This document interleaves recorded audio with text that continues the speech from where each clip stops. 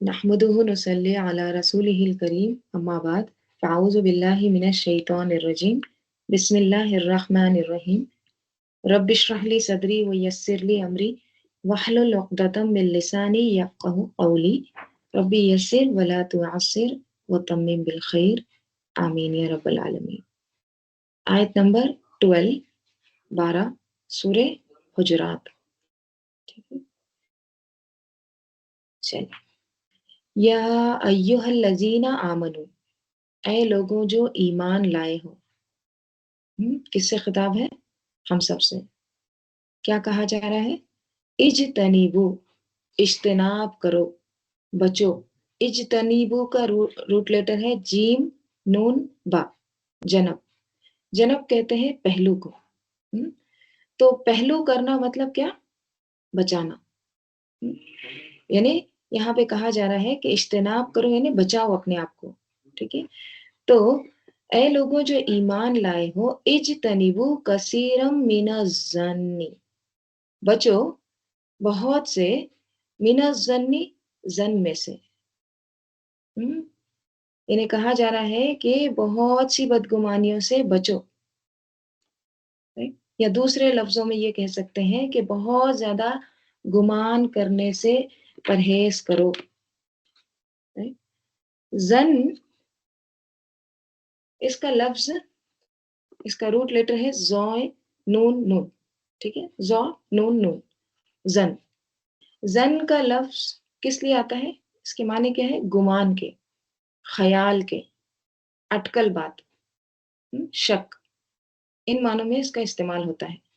یقین کے بھی معنی آتے ہیں ظن کے بعد اگر انا آئے تو، لیکن یہاں پر ظن آیا ہے تو اس کے معنی کیا ہوں گے؟ گمان، خیال، اٹکل بات، شک وغیرہ. ٹھیک ہے. تو ایمان والوں سے کہا جا رہا ہے کہ ایسی باتیں جن کی کوئی سالڈ بنیاد نہ ہو، جن کے پیچھے کوئی مضبوط وجہ نہ ہو، تو ان باتوں کو اپنی زندگی میں بہت اہمیت نہ دیا کرو، ان سے دور ہی رہا کرو. رائٹ. اجتنبوا کثیرا من الظن.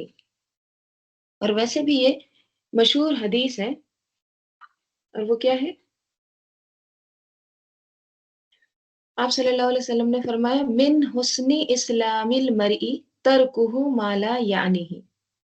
یعنی اسلام، آدمی کے اسلام کی خوبی میں سے یہ ہے کہ وہ ان چیزوں کو چھوڑ دے جو اس سے متعلق نہ رکھیں، جو اس کے متعلق نہیں ہے. لا یعنی ہی یعنی کوئی سروکار نہیں ہے اس کا کوئی واسطہ نہیں ہے ان چیزوں سے. تو ایسی چیزوں سے کیا کرو؟ بچو. یہ اسلام کی خوبصورتی ہے. اللہ تعالیٰ نے انسان کو آنکھ، کان، دل ایک مقصد کے لیے دیے ہیں. جیسے اللہ تعالیٰ سورہ بنی اسرائیل میں فرماتے ہیں وَلَا تَخْفُ مَا لَيْسَ لَكَ بِهِ علم. اور اے بندے جس چیز کا تجھے علم نہیں اس کے پیچھے نہ پڑ. ان السمع، بے شک کان، والبصر اور آنکھ، والفؤاد اور دل، کل اولئک کان عنہ مسئولا، ہر ایک کا کیا ہوگا؟ باس پرس ہوگی. ہر ایک کی انٹروگیشن ہوگی، سوال جواب ہوگا، پوچھا جائے گا ہر ایک کے بارے میں. لہٰذا آنکھ، کان، دل کو بھی مفید کاموں میں استعمال کرنا چاہیے، نہ کہ بے مقصد، بے بنیاد چیزوں میں. اجتنبو، بچو.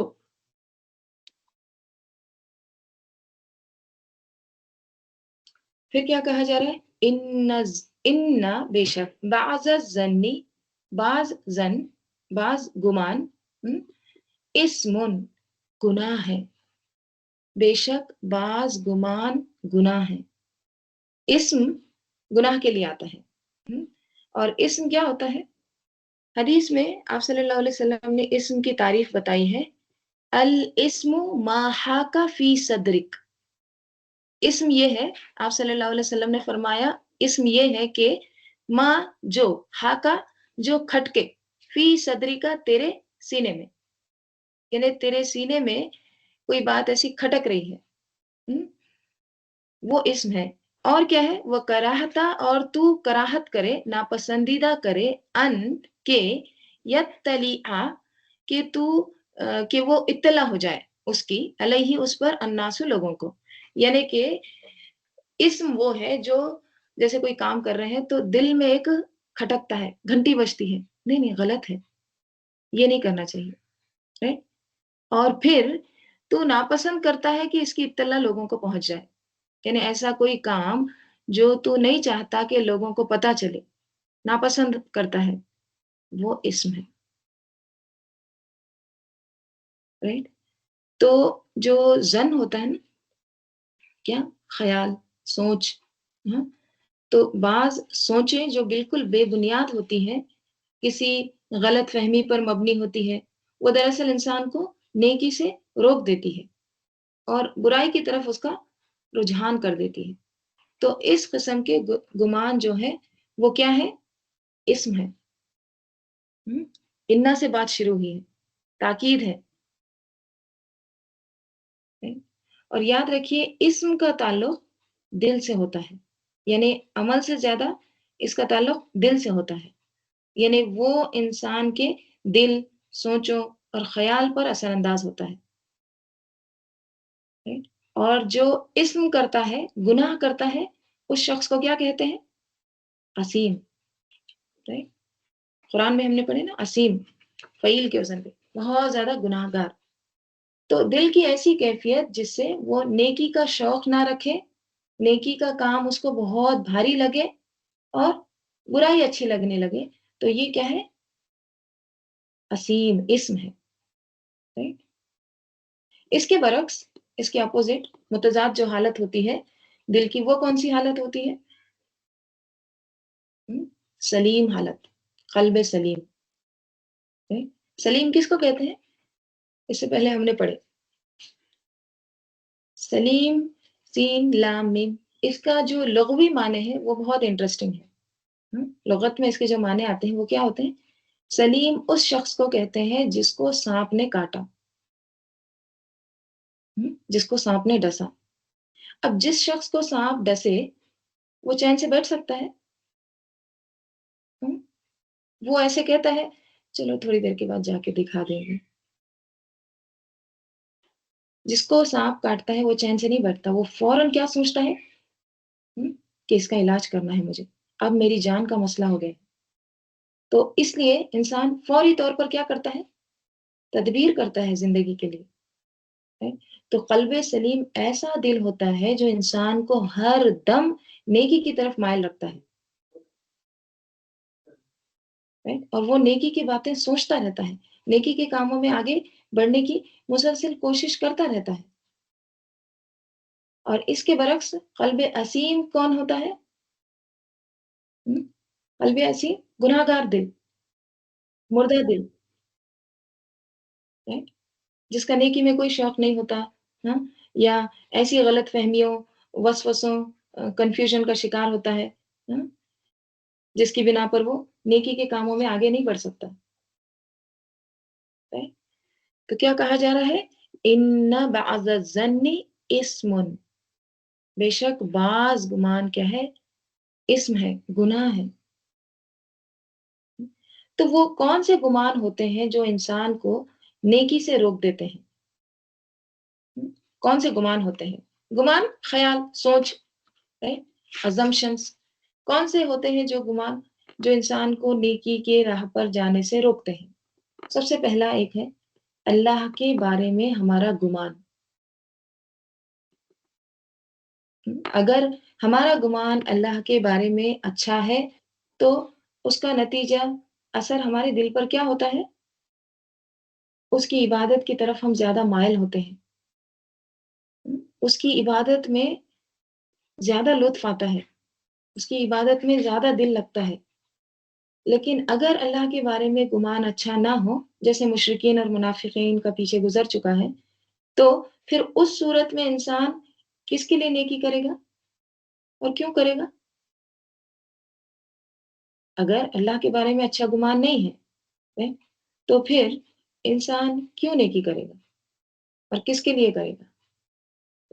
تو سب سے پہلی چیز کیا آتی ہے؟ اللہ کے بارے میں ہمارا کیا گمان ہے، رائٹ؟ پھر اسی طرح اللہ تعالیٰ کے بعد دوسرا گمان جو آتا ہے نبی صلی اللہ علیہ وسلم کے بارے میں، ٹھیک ہے؟ نبی صلی اللہ علیہ وسلم کے بارے میں گمان اگر اچھا نہ ہو، جیسے ہر دور میں آپ نے دیکھا ہوگا کہ یہ کوششیں کی جاتی رہی کہ آپ صلی اللہ علیہ وسلم کی ازدواجی زندگی کو اس طرح سے پورٹریا جاتا ہے کہ مسلمانوں کے دل سے آپ کی محبت نکل جائے، اور آپ کے بارے میں آپ صلی اللہ علیہ وسلم کے بارے میں مسلمانوں کو اچھا گمان نہ رہے۔ یہ ہر دور میں کوششیں کی گئی ہے۔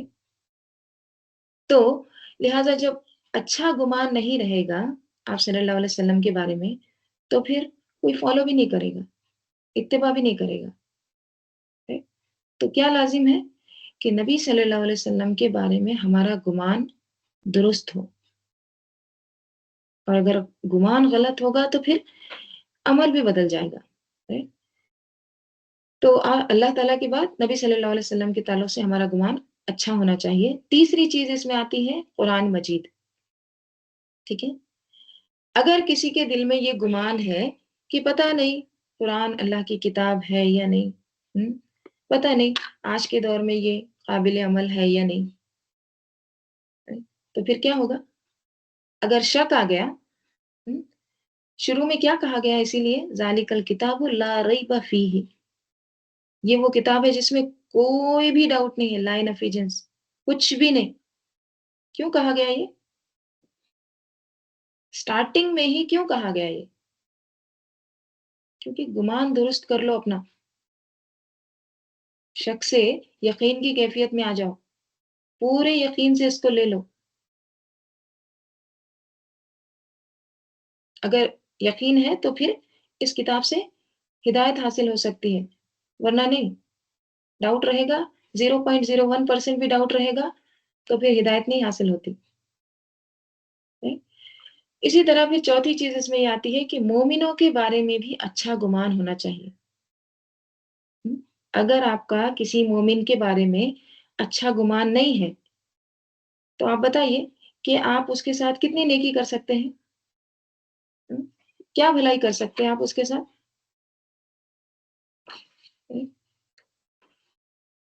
نہیں کر سکتے۔ نیکی کرنے سے آپ رک جاتے ہیں۔ مثلا کسی کو دیکھ کے مسکرانا کیا ہے؟ صدقہ ہے۔ کتنا ایفرٹ لگتا مسکرانے میں؟ کتنے پیسے خرچ ہوتے؟ کچھ بھی نہیں۔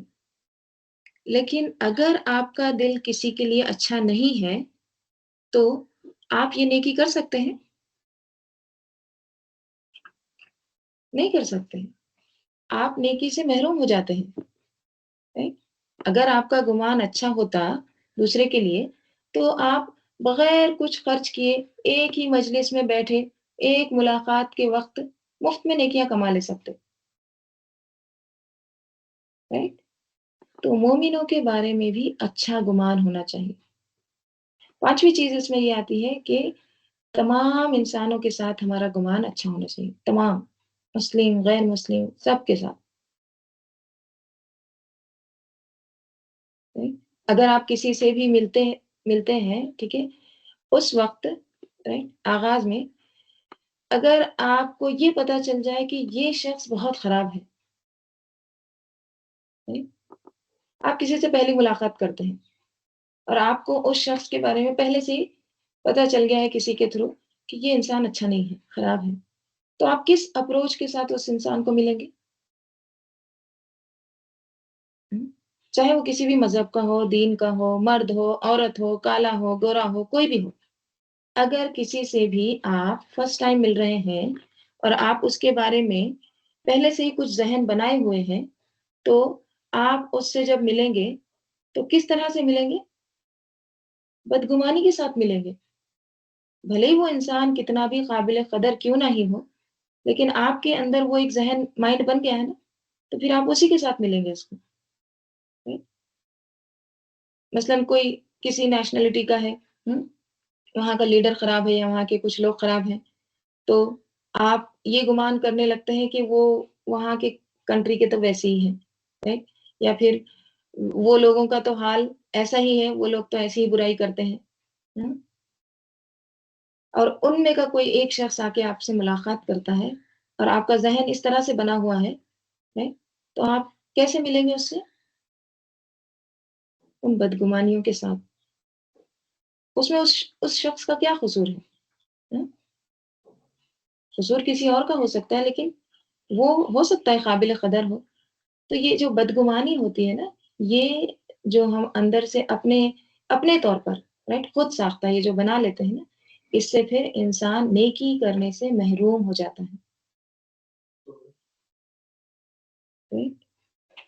تو بدگمانی جو ہے کسی انسان کے بارے میں ہو یا کسی قوم کے بارے میں ہو یا فرد کے بارے میں یا اللہ رسول کے بارے میں، یہ انسان کو بہت زیادہ نقصان دیتی ہے.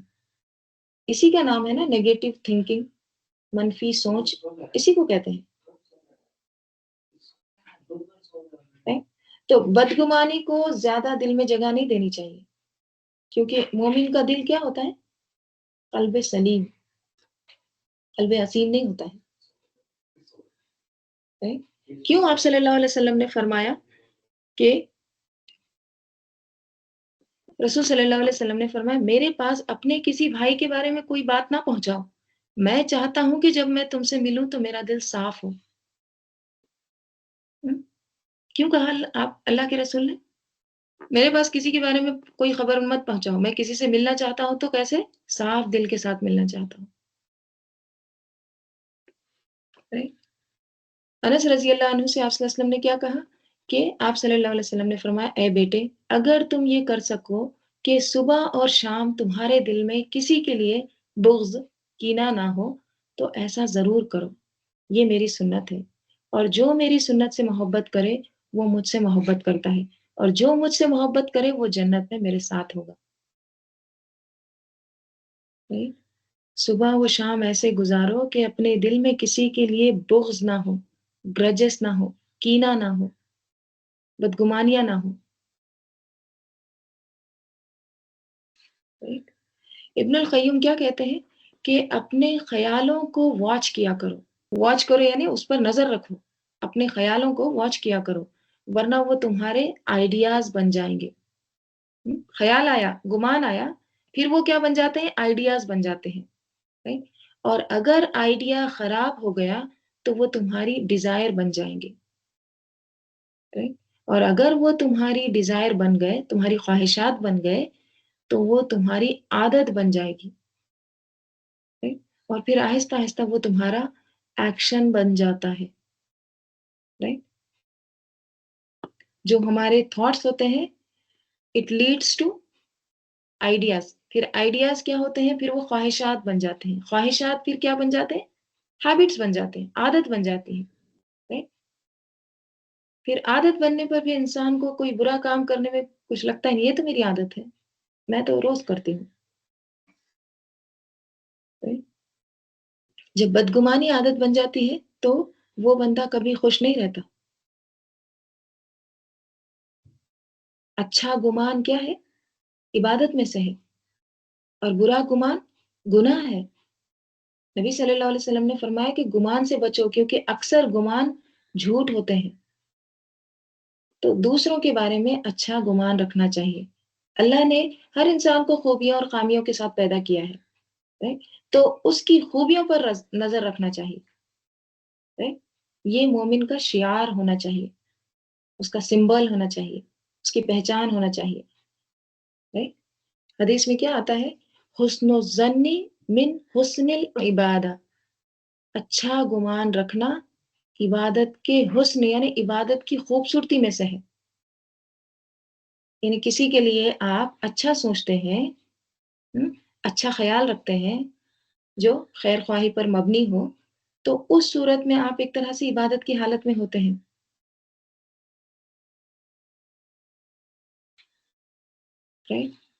ایک اور حدیث میں آتا ہے ایاکم والظن فإن الظن اکذب الحدیث، تم بدگمانی سے بچو کیونکہ بدگمانی سب سے جھوٹی بات ہے. اکذبا، اس میں تفضیل، بدگمانی سب سے جھوٹی بات ہے. اور ایک دوسرے کی خامیوں کی تلاش مت کرو، تجسس مت کرو، حسد مت کرو، کینہ مت رکھو. پھر پیٹھ میں بات مت کرو، اچھا پیٹھ پیچھے بات مت کرو، یعنی تباغضو، غیبت نہ کرو، بلکہ اللہ کے بندے بن کر بھائی بھائی رہو. Right؟ تو بدگمانی سب سے جھوٹی بات ہوتی ہے. Right؟ گمان خیالات. Right؟ اور بنیادی طور پر کس چیز سے منع کیا جا رہا ہے؟ منفی خیالات سے. نیگیٹو تھاٹ سے چھوڑ دو ان کو. کیوں؟ کیونکہ بعض منفی خیالات گناہ ہوتے ہیں. منفی خیالات آتے کیوں ہیں؟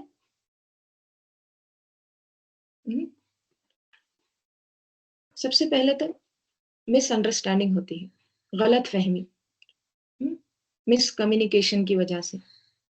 Right؟ آپ کچھ کہہ رہے ہیں، دوسرا کچھ سمجھ رہا ہے. Right؟ Right؟ آپ کا مقصد وہ نہیں ہے، لیکن دوسرا اس کو کچھ سمجھ رہا ہے. Right؟ بعض اوقات کوئی ہمیں نصیحت کرتا ہے تو ہم اس کے بارے میں بھی برا گمان شروع کر دیتے ہیں کہ یہ اس وجہ سے مجھے کہہ رہا ہوگا، تو یہ بدگمانی ہے. رائٹ؟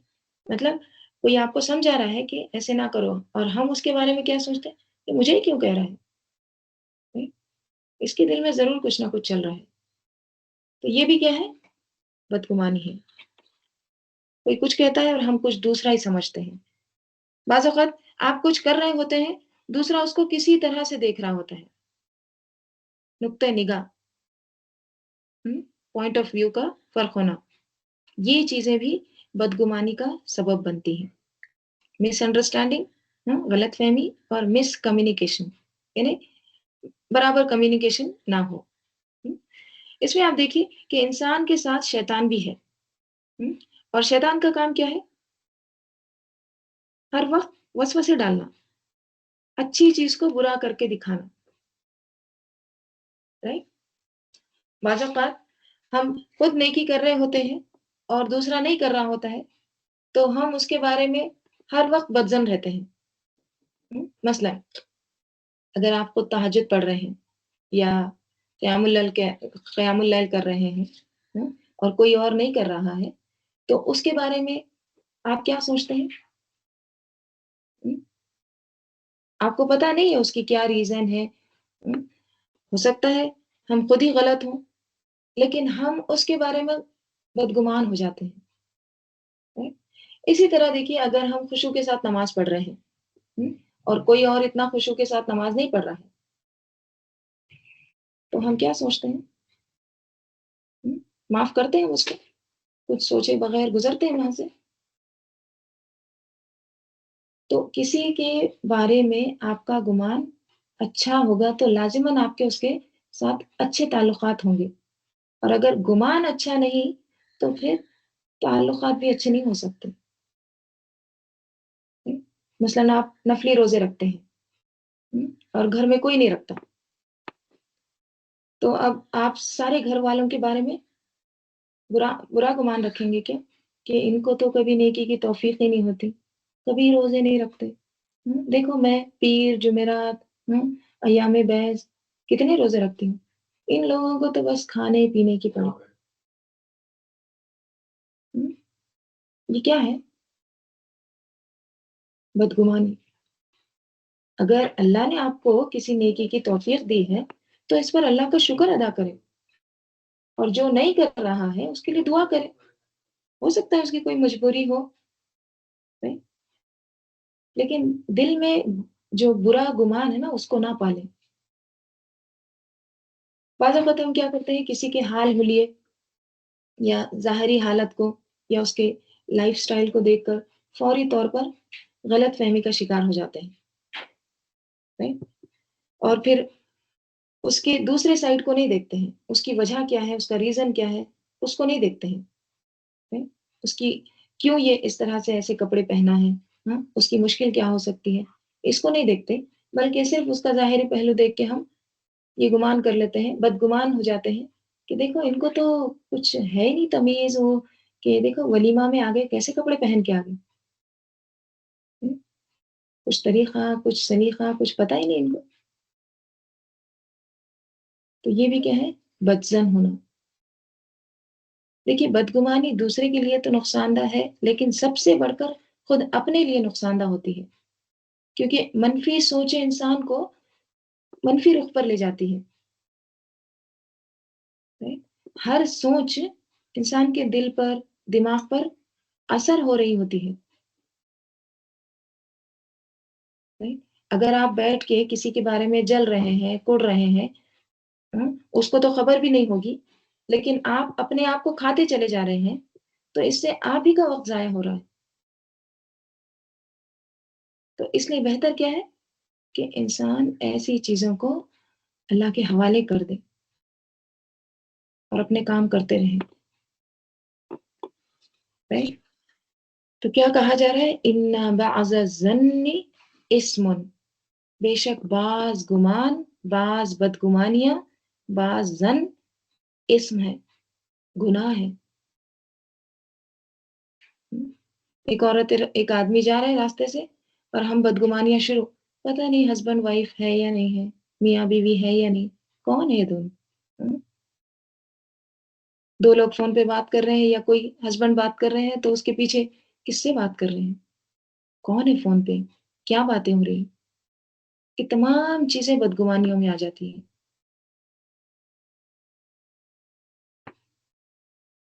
اور یہ گناہ ہے، ٹھیک ہے؟ ولا تجسسو، اور نہ تم تجسس کرو، تجسسو کس سے ہے؟ جیم سین، سین سے، جسا، جسا کے معنی ہوتے ہیں رگ کو چھونا اور نفس کو دیکھ کے معلوم کرنا۔ رگ ہمارے جو وینز رگ ہوتے ہیں نا، اس کو چھو کے ٹچ کر کے نفس کو دیکھ کے معلوم کرنا، جیسے حکیم ڈاکٹر چیک کرتے ہیں نا پالپیٹیشن وغیرہ، پھر دیکھ کے اس کو بتاتے ہیں کہ کیا بیماری ہے، کیا مسئلہ ہے، اس کو کہتے ہیں جسا، جیم سین سین، ٹھیک ہے؟ ٹچ کر کے، چھو کر۔ اس کے اپوزٹ میں ایک ورڈ ہے حسا، ہا سین سین، حس، حس کیا ہوتا ہے؟ احساس، محسوس، بہت سارے اردو کے الفاظ بولتے ہیں، یہ جسا سے خاص ہے۔ اس میں آتا ہے احساس سے کسی چیز کا ادراک کرنا بغیر چھو کر، صرف محسوس کرنا بغیر ٹچ کیے، ٹھیک ہے؟ جسا کسی کی اندرونی حالت کو معلوم کرنے کے لیے آتا ہے، تجسس اور تحسس اس سے مختلف ہے۔ جیسے یوسف علیہ السلام کی سٹوری میں آتا ہے نا، اذهبوا فتحسسوا من یوسف و اخیہ، کہ جاؤ اپنے بھائی یوسف کی اور اس کے بھائی کی کیا کرو، کھوج لگاؤ، پتہ لگاؤ۔ تو اب یہاں پر یوسف علیہ السلام کے اندر کے حالات کی کھوج کے بارے میں نہیں کہا گیا ہے، بلکہ ان کی ذات کے بارے میں، ان کے بارے میں کھوج لگاؤ۔ تو تجسس کیا ہے؟ اس کے اندر کے حالات معلوم کرنا یا اندر کی چیزیں معلوم کرنا، رائٹ؟ تو یہاں پہ کیا کہا جا رہا ہے؟ ولا تجسسو، اور نہ تم تجسس کرو۔ تجسس تفتیش، دیکھیے اسی سے جاسوسی ہے، جاسوس، جاسوسی، یہ ورڈ اسی سے ہے، جسا سے ہی، ٹھیک ہے؟ اور یہ عموماً برے معنوں میں استعمال ہوتا ہے، جاسوسی کرنا، تجسس کرنا، ٹھیک ہے؟ تو کہا جا رہا ہے کہ اور نہ تم تجسس کرو، ایک دوسرے کی جاسوسی نہ کرو۔ تجسس انسان کب کرتا ہے اور کیوں کرتا ہے؟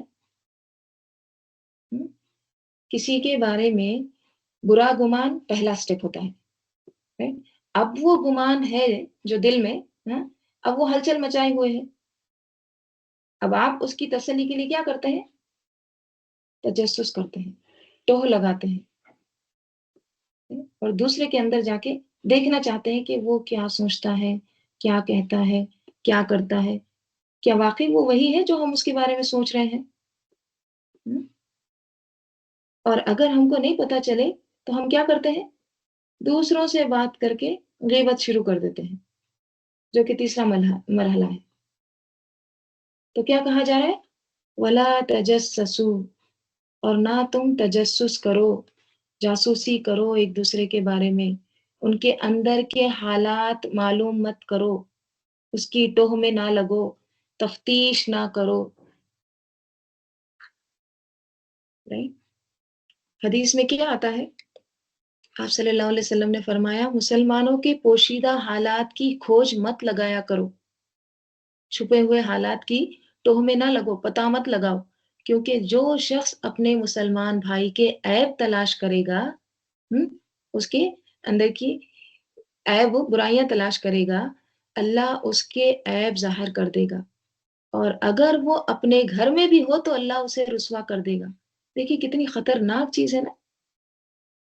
گھر میں بھی انسان کو رسوا کرے گا، گھر میں بھی بے عزت کرے گا اگر وہ اس کے عیب کے پیچھے لگ جائے تو اللہ تعالیٰ.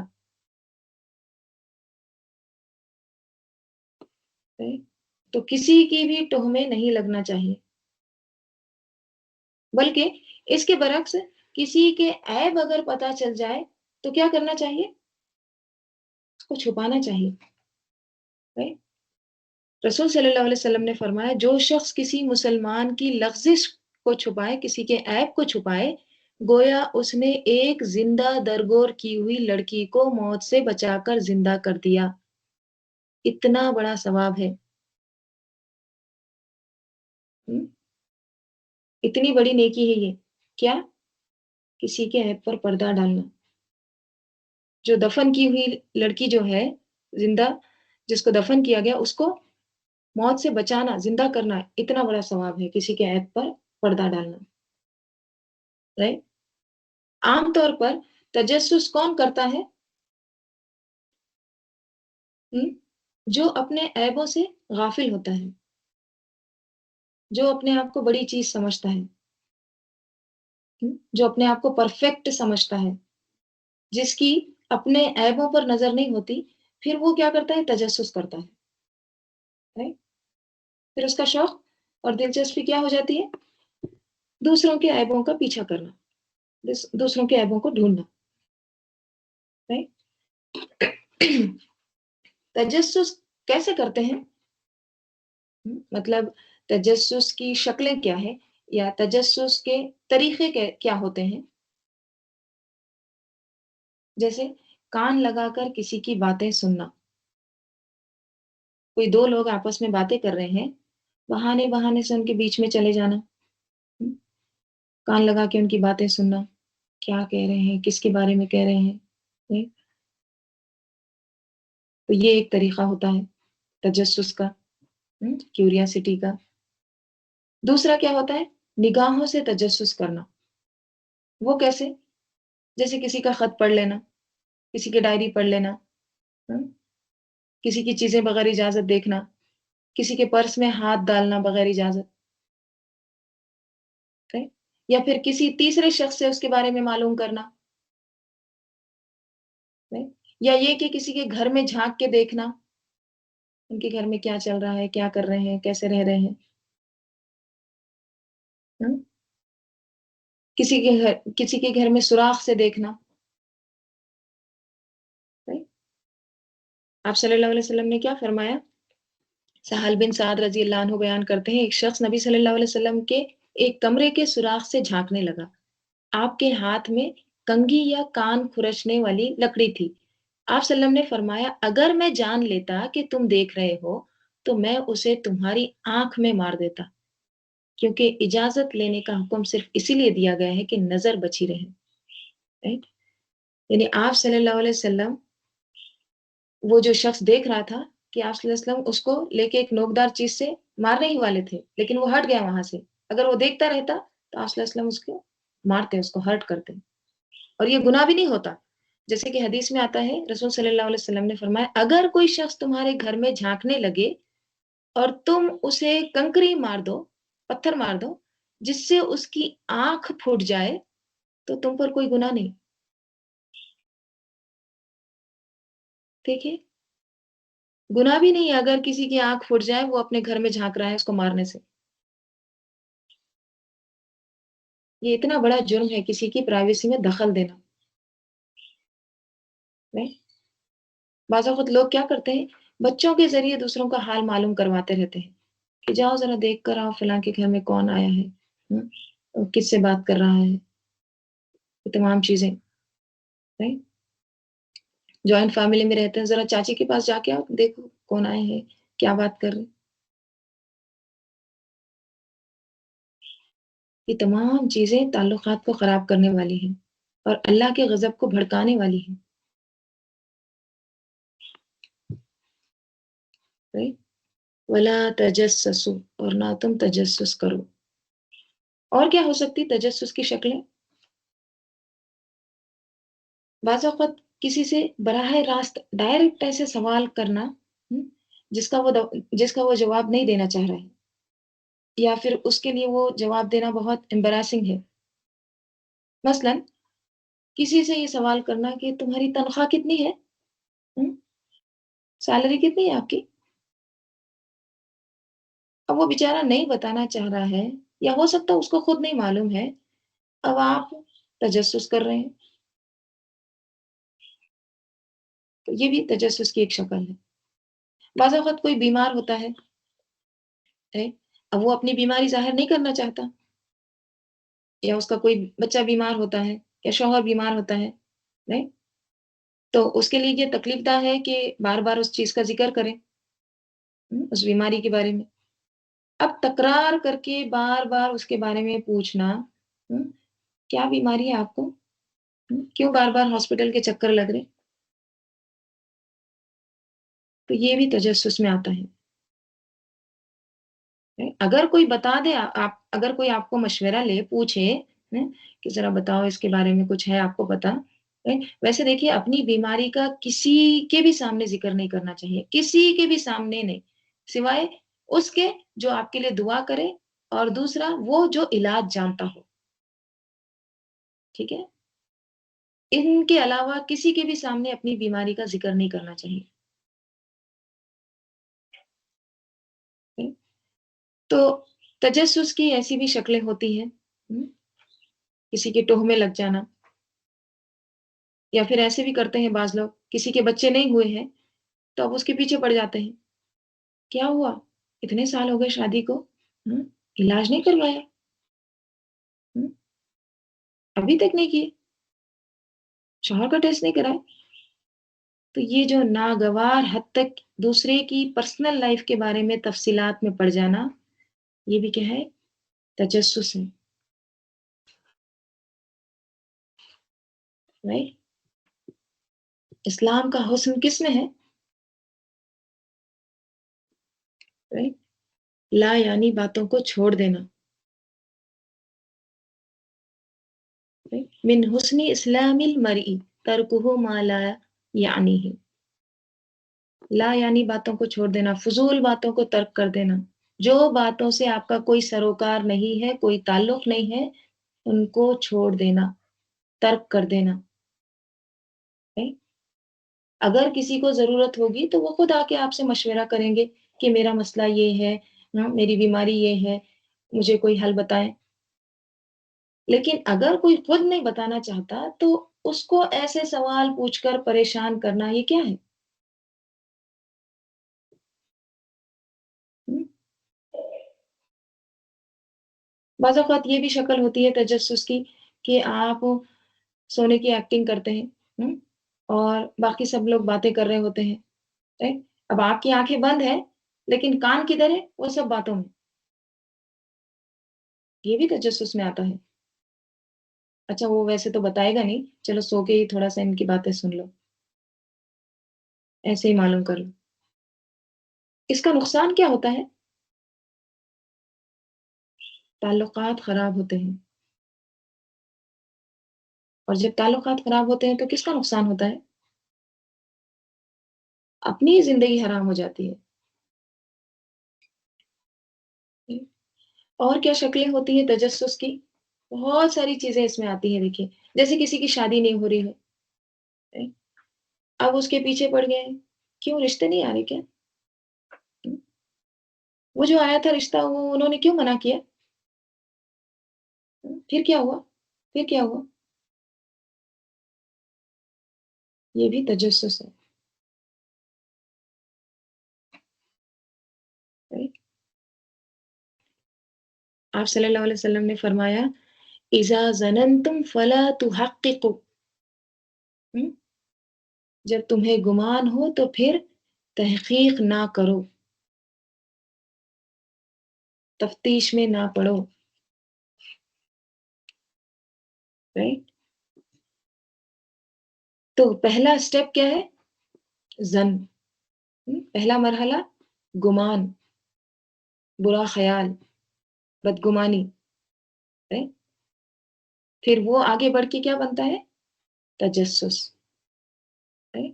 تو کیا کہا جا رہا ہے؟ یا ایھا الذین آمنو، اے لوگوں جو ایمان لائے ہو، اجتنبو، اجتناب کرو، کنارہ کش ہو جاؤ، ہٹا دو ان چیزوں کو، کثیرم، بہت سے، من الظنی، گمان میں سے، ان بعض الظنی، بے شک بعض ظن، اسم، گناہ ہے، ولا تجسسوا، اور نہ تم تجسس کرو، تہمے لگو. right؟ اب یہاں سے جو بات شروع ہو رہی ہے ولا یغتب بعضکم بعض، اس کو 1 گھنٹہ لگے گا انشاءاللہ. ٹھیک ہے، غیبت کے بارے میں آ رہا ہے جو بہت اہم ہے. تو یہاں سے انشاءاللہ ہم کل دیکھیں گے. ٹھیک ہے، کیونکہ دیکھیے ایسا ہو رہا ہے نا کہ آدھی آیت رہ جا رہی ہے، پھر دوسرے دن آدھی، تو وہ ایک تسلسل نہیں رہ رہا. تو اس لیے انشاءاللہ ہم غیبت کے تعلق سے کر لیں گے انشاءاللہ. ٹھیک ہے، اگر کسی کو کچھ کہنا ہے تو وہ دعا کے بعد کہہ سکتے ہیں. ٹھیک ہے، تجسس وغیرہ یا اسی آیت کے متعلق درود شریف پڑھ لیجیے. اللہم صلی علی محمد وعلی آل محمد کما صلیت علی ابراہیم وعلی آل ابراہیم انک حمید مجید. اللہم بارک علی محمد وعلی آل محمد کما بارکت علی ابراہیم وعلی آل ابراہیم انک حمید مجید. اللہم آنس وحشتی فی قبری، اللہم ارحمنی بالقرآن العظیم واجعلہ لی اماما ونورا وہودا ورحمہ. اللہم ذکرنی منہ ما نسیت وعلمنی منہ ما جہلت وارزقنی تلاوتہ آناء اللیل وآناء النہار واجعلہ لی حجۃ یا رب العالمین. سبحانک اللہم وبحمدک نشہد ان لا الہ الا انت نستغفرک ونتوب الیک. سبحان ربک رب العزۃ عما یصفون وسلام علی المرسلین والحمد للہ رب العالمین. والعصر ان الانسان لفی خسر الا الذین آمنوا وعملوا الصالحات وتواصوا بالحق وتواصوا بالصبر. السلام علیکم ورحمۃ اللہ وبرکاتہ.